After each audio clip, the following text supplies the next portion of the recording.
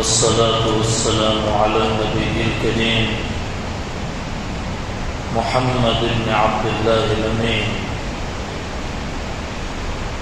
وعلى آله الطيبين وأصحابه الطاهرين وعلى من دعا بدعوته وحدا بحدبه إلى يوم الدين. أما بعد، فقد قال الله تبارك وتعالى في القرآن المجيد: أعوذ بالله من الشيطان الرجيم، بسم الله الرحمن الرحيم.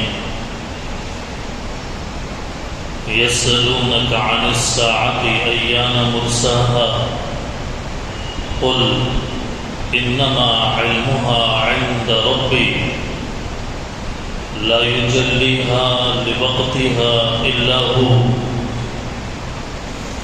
ثقلت في السماوات والأرض لا تأتيكم إلا بغتة يسألونك كأنك حفي عنها قل إنما علمها عند الله ولكن أكثر الناس لا يعلمون.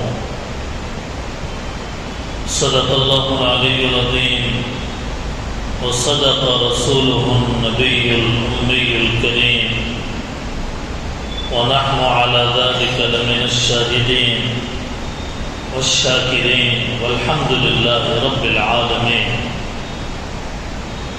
اللهم صل على سيدنا محمد وعلى آل سيدنا محمد وبارك وسلم.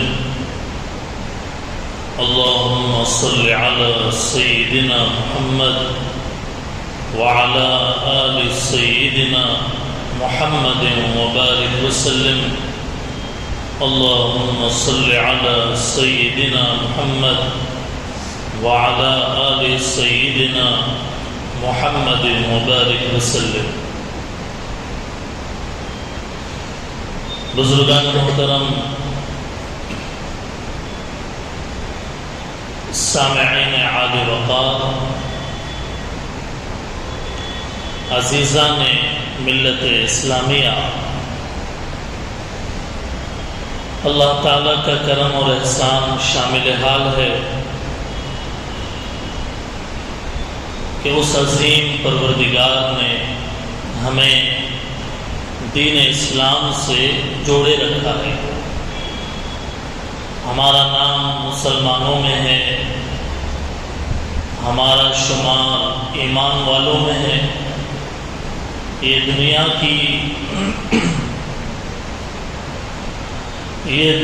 کی اور آخرت کی بہت بڑی نعمت ہے. اللہ نے ہمیں کافر نہیں بنایا، اللہ تعالیٰ نے ہمیں مشرک نہیں بنایا، ہمیں ایمان والے گھر کے اندر پیدا فرمایا، اسلام کے اوپر ہمیں جمایا. قرآن کریم میں بھی اللہ تعالیٰ نے ان لوگوں کی تعریف کی ہے جن کے سینے کو اللہ نے اسلام کے لیے کھول دیا. افمن شرح اللہ صدرہ للاسلام فهو على نور من ربه، جس کے سینے کو اللہ نے اسلام کے لیے کھول دیا وہ اپنے پروردگار کی طرف سے عطا کردہ ایک روشنی پر ہے، ایک نور پر ہے. ایمان اور اسلام جب ہمارے پاس ہے، قرآن یہ گواہی دیتا ہے کہ جس کے دل میں ایمان ہے، جس کے دل میں اسلام ہے، اس کے دل میں رب کا ایک نور ہے. فَهُوَ عَلَى نُورٍ مِّن رَبِّهِ. یہ بھی مزید کرم ہے کہ اللہ تعالیٰ نے ہمیں اور اللہ کے رسول صلی اللہ علیہ وسلم نے ہمیں اندھیرے میں نہیں رکھا، ہمیں ایک اجالا دیا، ایک روشنی عطا فرمائی اللہ تعالیٰ نے۔ دنیا کے اندر جو کچھ اتھل پتھل ہو رہا ہے، دنیا کے اندر جو کچھ انقلاب ہو رہا ہے، خواہ و مشرق میں یا مغرب میں، دنیا کے کسی بھی کونے میں جو حالات برپا ہیں اور جو تختے الٹے اور پلٹے جا رہے ہیں، احادیث کو دیکھنے کے بعد ہمیں ایک ایسا اجالا، ایک ایسی روشنی اور ایک ایسا کھلا میدان کہ ہمارے نبی نے یہ کہا اور یہاں یہ ہو رہا ہے۔ 1400 سال پہلے سرکار نے یہ فرمایا اور 1400 سال کے بعد آج اسی سرکار کی امت اپنی آنکھوں سے اپنے سرکار کی بتائی ہوئی باتوں کو دنیا کے اندر ہوتی ہوئی دیکھ رہی ہے۔ ایک ایسا اجالا ہمارے نبی، ہمارے رسول صلی اللہ علیہ وسلم نے ہمیں دکھایا اور بتایا کہ آج دنیا کے انقلابات، دنیا کے تغیرات، دنیا کے اندر رونما ہونے والی تبدیلیاں یہ پیغام دیتی ہے۔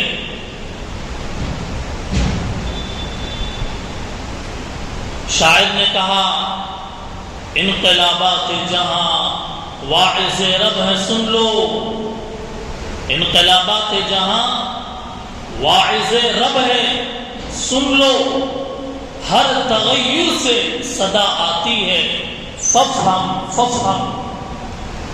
دنیا کے انقلابات یہ نصیحت دے رہے ہیں، یہ سمجھانا چاہ رہے ہیں، تغیرات جہاں، یہ انقلابات جہاں اللہ کی جانب سے واعظ دے رہے ہیں، نصیحت کر رہے ہیں کہ ہر تبدیلی اور ہر تغیر سے یہ آواز آ رہی ہے، مسلمانوں سمجھ جاؤ، مسلمانوں سنبھل جاؤ۔ دوستوں اور بزرگوں، یہ سلسلہ اور یہ وقت جو قرب قیامت کا ہے، قیامت اور دنیا کی عمر ختم ہونے کو ہے، دنیا کی عمر ختم ہونے کو ہے۔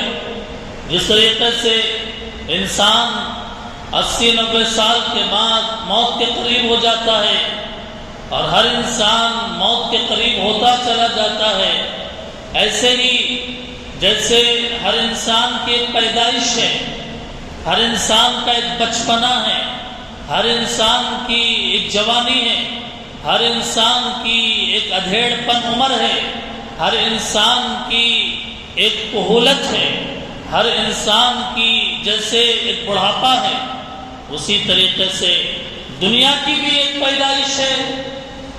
دنیا، آسمان، زمین، شجر و حجر، پہاڑ، دنیا اور کائنات کی بھی ایک خلقت ہے، ایک پیدائش ہے۔ اس دنیا کے اوپر بھی ایک وقت گزرا ابتدائے دنیا کا، اور ایک وقت گزرا دنیا کے اوپر ہزاروں سال اور اربوں سال کا، کہ جس کے اندر یہ دنیا چلتی رہی، یہ سورج اور یہ چاند، یہ دن اور یہ رات، کہ جو نظام اللہ تعالیٰ نے روز اول سے بنایا چلتا رہا، اور آج کا جو وقت ہے یہ دنیا کے عمر کے ختم کے قریب کا وقت ہے۔ دوسرے الفاظ میں ہم کہہ سکتے ہیں کہ قرب قیامت کا وقت ہے، قیامت کے قریب کا وقت ہے۔ قیامت کیا ہے؟ قیامت کسے کہا جاتا ہے؟ اور قیامت کے قریب کے زمانے میں ہمیں کیسے زندگی گزارنا ہے، اور ہمیں اپنی دنیا کی غفلت والی، عیش پرستی والی، لا ابالی پن والی اور اللہ اور اس کے رسول کے دین سے بیزاری کے ساتھ کیا زندگی گزارنا ہے، یا پھر یہ کہ تعلق مع اللہ کے ساتھ، اللہ تعالیٰ کی عاجزی کے ساتھ، اللہ تعالیٰ کے سامنے توبہ اور استغفار کے ساتھ ہمیں زندگی گزارنا ہے؟ یہ آج کے وقت میں یہ بتانے کے لیے ہم نے ایک سلسلہ قیامت کی علامتوں کا شروع کیا تھا۔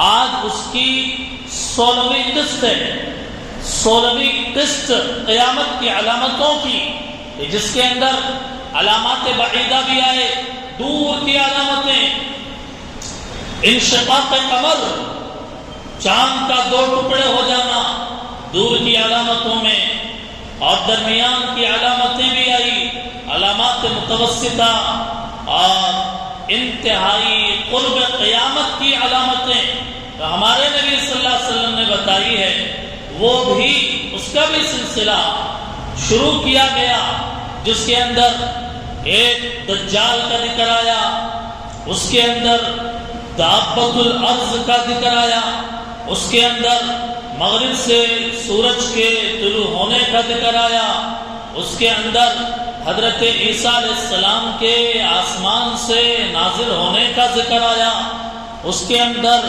یاجوج ماجوج کے ظاہر ہونے کا ذکر آیا کہ کون ہے یاجوج اور ماجوج، اس کے اندر مشرق میں زمین کا دھس جانا، اس میں مغرب میں زمین کا دھس جانا، اس میں جزیرۃ العرب میں زمین کا دھس جانے کا ذکر آیا۔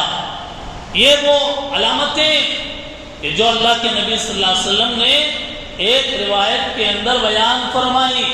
اللہ کے نبی علیہ السلام نے فرمایا قیامت اس وقت تک نہیں آئے گی جب تک 10 نشانیاں نہ دیکھ لی جائے، جب تک 10 نشانیاں دیکھ نہ لی جائے اس وقت تک قیامت نہیں آئے گی۔ پھر اللہ کے نبی نے یہ علامتوں کو شمار کروایا کہ جس کے اندر دجال کا، دابۃ الارض کا، حضرت عیسیٰ علیہ السلام کا وغیرہ وغیرہ جو علامتیں ہم نے پہلے بیان کر دی تقریباً اس کے اندر سے، جی وہ علامتیں اللہ کے نبی علیہ السلام نے 1400 سال پہلے وضاحت فرمائی۔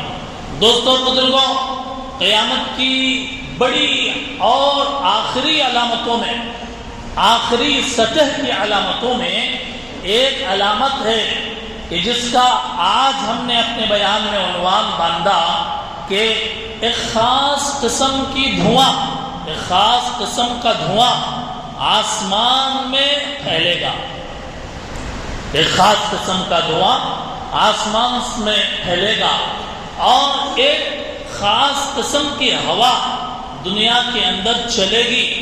یہ 2 علامتیں ہیں، دھواں ایک علامت اور ہوے کا ظاہر ہونا اور پھیل جانا یہ دوسری علامت ہے۔ پہلی علامت کہ جس کے اندر دھوئیں کا پوری دنیا اور آسمان دنیا کے اوپر چھا جانا بیان کیا گیا، قرآن کریم میں اس کا ذکر ہے۔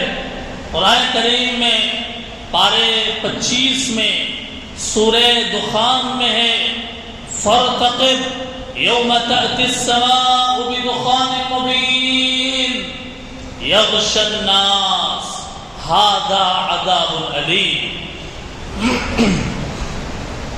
اللہ تعالیٰ نے فرمایا انتظار کرو ایک ایسے دھوئیں کا کہ جو آسمان میں پھیلے گا، ایک کھلا ہوا دخان مبین کا، ایک صاف اور ایک کھلے آنکھوں سے نظر آنے والے دھوئیں کا انتظار کرو کہ جو لوگوں کے اوپر چھا جائے گی۔ جیسے کسی جگہ اگر دھواں پھیل جائے تو سارے لوگوں کے اوپر وہ دھواں چھا جاتی ہے، ایسے ہی ایک ایسے دخان کا، ایسے دھوئیں کا انتظار کرو کہ جو لوگوں کے اوپر چھا جائے گی۔ مفسرین کی اس میں 2 رائے ہیں۔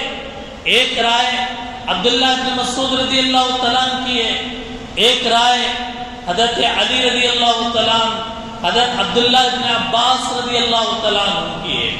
یہ صحابہ کرام حضور صلی اللہ علیہ وسلم کے صحبت یافتہ ہیں، حضور کے سامنے زانو ادب سے بیٹھ کر ان صحابہ نے، عبداللہ بن مسعود نے، عبداللہ بن عباس رضی اللہ تعالیٰ عنہ نے قرآن کو سیکھا اور اسلامی تعلیمات کو سیکھا۔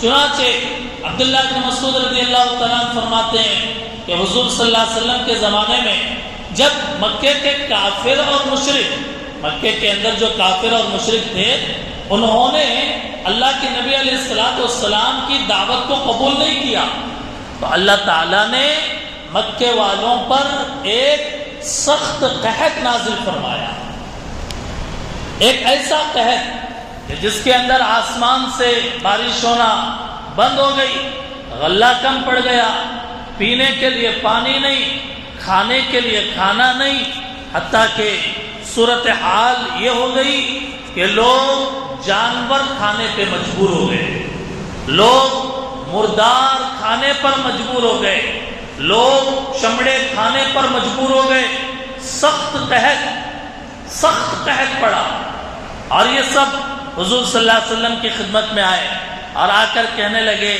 اللہ کے نبی دیکھ نہیں رہے ہیں آپ کہ مکے والوں پر اتنا بھیانک قحط پڑا ہوا ہے کہ لوگ مردار، لوگ چمڑے اور جانور کھانے پر مجبور ہو گئے، اللہ کے نبی دعا فرمائیے کہ اللہ تعالیٰ اس قحط کو دور فرما دے۔ بھوک کا یہ عالم تھا، روایت بیان کرنے والے محدثین اور تاریخ نگار یہ بیان فرماتے ہیں کہ بھوک کا یہ عالم تھا کہ ان کی آنکھوں کے سامنے اور آسمان پر ایک خاص قسم کا دھواں نظر آتا تھا، بھوک کی وجہ سے، ایک مدہوشی کی کیفیت بھوک کی وجہ سے ان کے اوپر طاری ہوئی۔ اللہ کے نبی کے پاس آ کر انہوں نے عاجزی کی، اللہ کے نبی دعا فرمائیے کہ اللہ تعالیٰ اس قحط کو دور فرما دیں۔ اللہ کے نبی علیہ السلام نے دعا کے لیے ہاتھ اٹھایا، اللہ تعالیٰ سے مانگا، تو اس کے دعا کی قبولیت کی برکت یہ ہوئی کہ فوراً آسمان سے بارش ہونا شروع ہو گئی، اور ایک دن نہیں، 2 دن نہیں، بلکہ مسلسل 7 دن تک اللہ کے نبی کی دعا کی برکت سے مکے میں اتنی موسلا دھار بارش ہوئی ہے کہ نالے بھر گئے اور لوگ اب بس ہو گئے، اتنی زبردست بارش ہوئی۔ عبداللہ بن مسعود رضی اللہ تعالیٰ عنہ فرماتے ہیں کہ بھوک کے عالم میں جو ان کے سامنے خاص قسم کا دھواں ظاہر ہوا، اس آیت میں اسی دخان کا ذکر ہے، اسی دھوئیں کا ذکر ہے۔ یہ بات آگے بڑھنے سے پہلے سمجھ لیجئے کہ عربی میں دخان کہتے ہیں دھوئیں کو، ہم اردو میں اس کو دھواں کہتے ہیں، عربی زبان میں، عربی لینگویج میں اس کو دخان کہا جاتا ہے، دخان۔ اور اس نام سے، اسی نام سے، جیسے سورہ فاتحہ ایک سورت کا نام ہے، سورہ بقرہ ایک سورت کا نام ہے، سورہ اخلاص ایک سورت کا نام ہے، سورہ یاسین ایک سورت کا نام ہے، ایسے ہی قرآن کی ایک سورت کا نام سورہ دخان ہے۔ دخان اس کے معنی اردو میں دھواں، اس کے اندر آیت ہے فارتقب یوم تأتی السماء بدخان مبین یغشی الناس ھذا عذاب علیم۔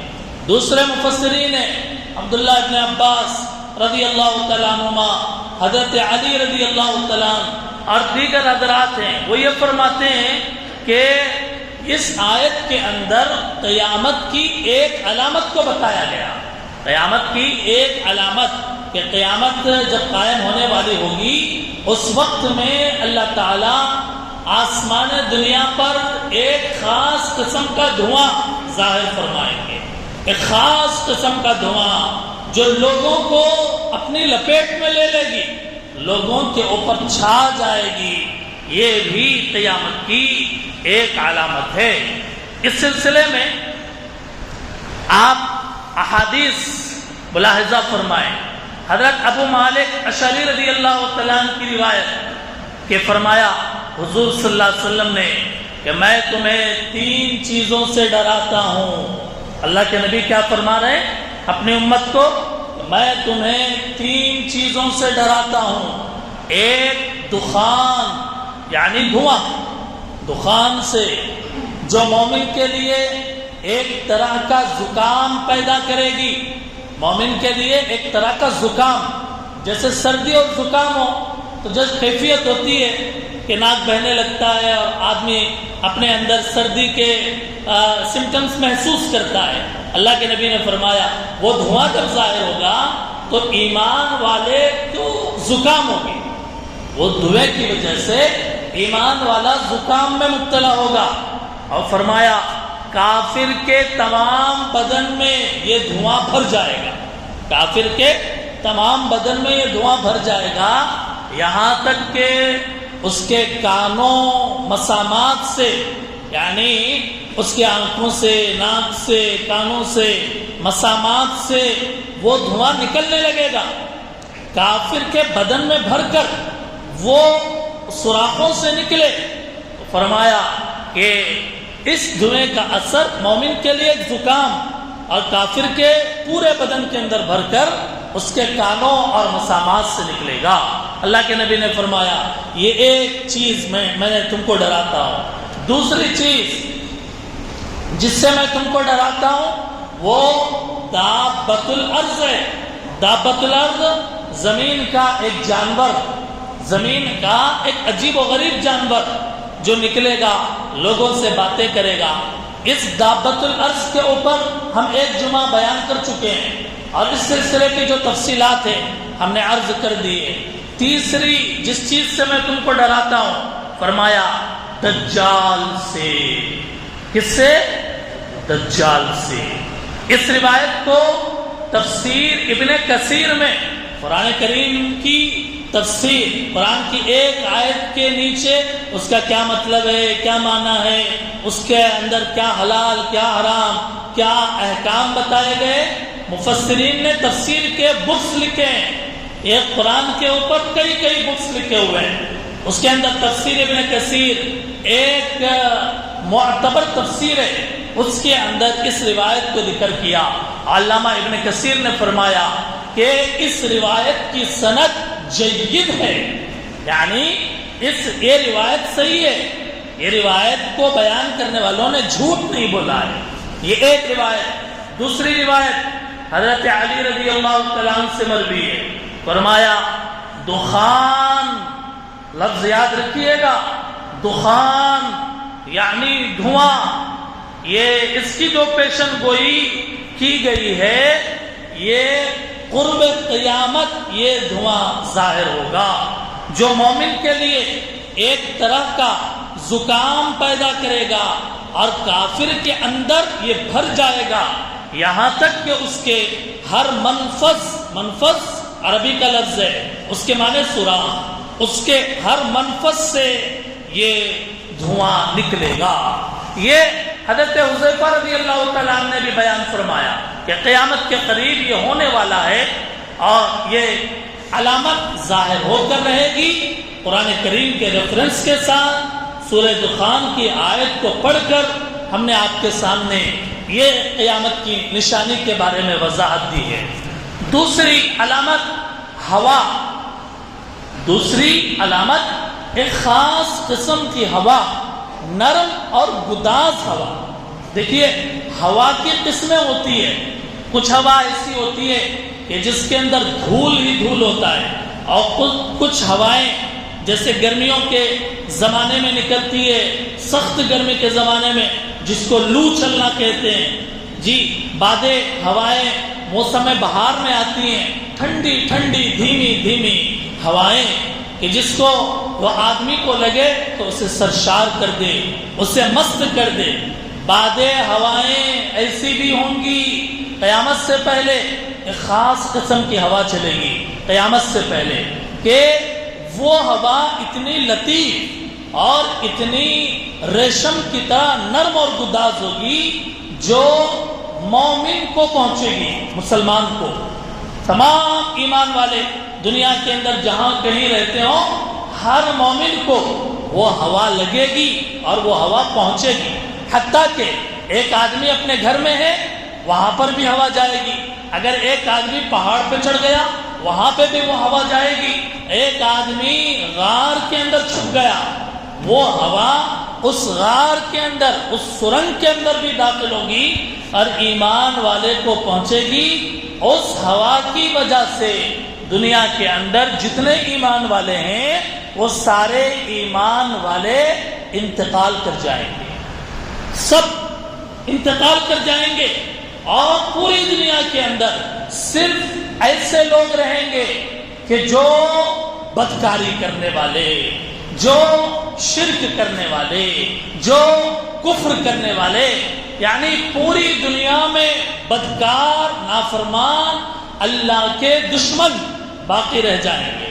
حتیٰ کہ حدیث کے اندر جو یہ کہا گیا, آپ حضرات نے بھی بار بار سنا کہ قیامت اس وقت تک نہیں آئے گی جب تک کہ اس روئے زمین پر اللہ اللہ کہنے والا باقی رہے گا.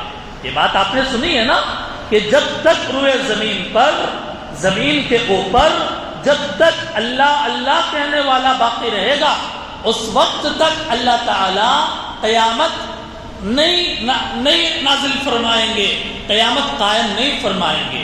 چنانچہ یہ لطیف اور انتہائی محرک اور مؤثر ہوا جب چلے گی تو ایمان والے اس سے انتقال کر جائیں گے اور پوری دنیا کے اندر کافر, بدماش, مشرک, اوباش قسم کے ایسے حبشی حکمران بن کر دنیا کے اندر حکومت چلائیں گے اور ایسے لوگ پھیل جائیں گے جو کھلم کھلا جماع کریں گے, کھلم کھلا بدکاری کریں گے. اور پھر اس کے بعد اللہ تعالی حضرت اسرافیل علیہ السلام کو سور پھونکنے کا حکم دینے والے ہوں گے. ایک بات. دوسری بات یہ ہے کہ ابھی اللہ تعالیٰ نے سور پھونکنے کا حکم نہیں دیا, اس سے پہلے حدیث کے اندر, مسلم میں اور حدیث کی دوسری کتابوں میں بھی یہ روایت ذکر کی گئی ہے, ایک خاص قسم کی آگ نکلے گی جو لوگوں کو حشر کے میدان کی طرف دھکیلے گی. ایک خاص قسم کی آگ یہ لوگوں کو دھکیلے گی, لوگوں کو لے جائے گی. کہاں؟ حشر کے میدان کی طرف. حشر کا میدان کہاں ہے؟ احادیث کے اندر ہے ارض محشر ملک شام ہے. ارض محشر, محشر یعنی جہاں حشر برپا کیا جائے گا وہ ملک شام ہے. ملک یمن, ملک شام, یہ فلسطین, یہ پورے وہ حساس مقامات ہیں اسلام میں کہ جس کے بارے میں احادیث کے اندر باضابطہ نام لے کر یہ صاف کر دیا گیا اور اس کے بارے میں احکام بتا دیے گئے. چنانچہ سارے لوگ حشر کے میدان ارض محشر کی طرف جو ڈھکیلے جائیں گے اور وہاں آبادی بڑھ جائے گی. اور پھر اس کے بعد میں لوگ جب پورے دنیا کے اندر اوباش قسم کے نافرمان لوگ جینے لگیں گے اور راحت کی سانس محسوس کریں گے تو پھر لا تأتیکم الا بغتہ, کہ اچانک قیامت نازل ہو جائے گی, اچانک قیامت قائم ہو جائے گی کہ جس کے بارے میں حدیث کے اندر اور خود قرآن کریم کے اندر اس آیت میں لا تأتیکم الا بغتہ میں صاف کر دیا گیا اور اعلان کر دیا گیا کہ قیامت آنا ہے اور وہ اچانک آئے گی قیامت. اور کس شان سے آئے گی, کس کیفیت سے آئے گی, قیامت کے قائم ہوتے وقت کیا حالات ہوں گے. یاد رکھیے گا قرآن کریم میں ہمارے لیے مکمل رہنمائی ہے, احادیث کے اندر ہمارے لیے مکمل رہنمائی ہے. اللہ اور اس کے رسول نے اس امت کو اندھیرے میں نہیں رکھا بلکہ 2-2-4 کی طرح اور سورج کی روشنی کی طرح اللہ تعالیٰ نے صاف بیان کر دیا کہ قیامت سے پہلے یہ علامتیں ہوں گی اور جب قیامت قائم ہوگی تو سورج کو کیا کیا جائے گا, چاند کے ساتھ کیا کیا جائے گا, آسمان کے ساتھ کیا کیا جائے گا, زمین کے ساتھ کیا کیا جائے گا, پہاڑوں کے ساتھ کیا کیا جائے گا جی، اور دنیا کے اندر جتنے لوگ ہوں گے ان کے ساتھ کیا سلوک کیا جائے گا اور کیا سلوک روا رکھا جائے گا، قرآن میں بنیادی طور پہ صاف صاف عرض کر دیا گیا اور بتا دیا گیا، اور احادیث کے اندر وضاحت کے ساتھ یہ بات بیان کر دی گئی ہے۔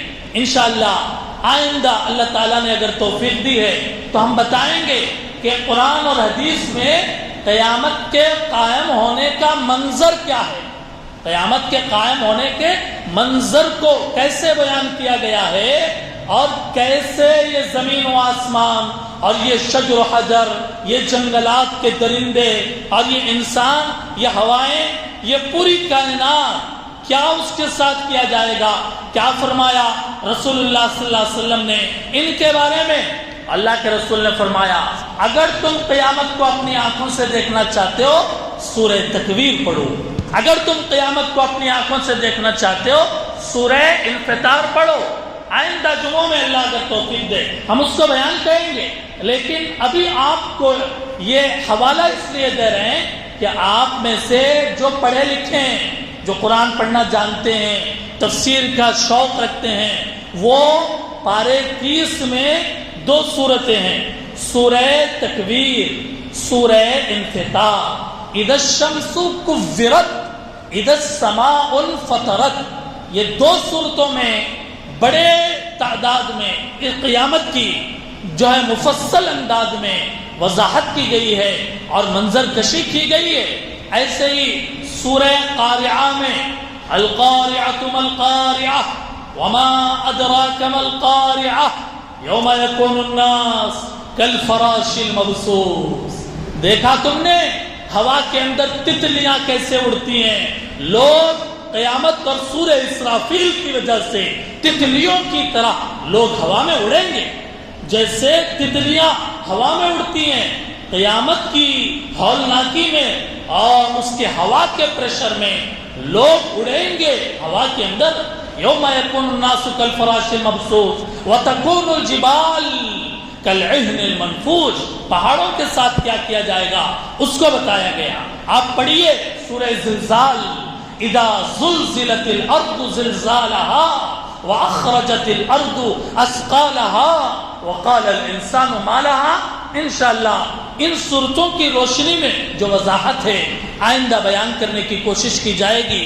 دعا فرمائیں کہ اللہ تعالی ہمیں مرتے دم تک ایمان کی سلامتی مقدر فرمائے، اللہ تعالی اپنا ڈر نصیب فرمائے، اپنا خوف نصیب فرمائے، غفلت کی زندگی سے اللہ تعالی ہماری حفاظت فرمائے، نمازوں کے اہتمام کی توفیق عطا فرمائے، قرب قیامت میں اپنی حالت کے اصلاح کی ہم سب کو توفیق عطا فرمائے۔ وآخر دعوانا ان الحمدللہ رب العالمین۔ سنت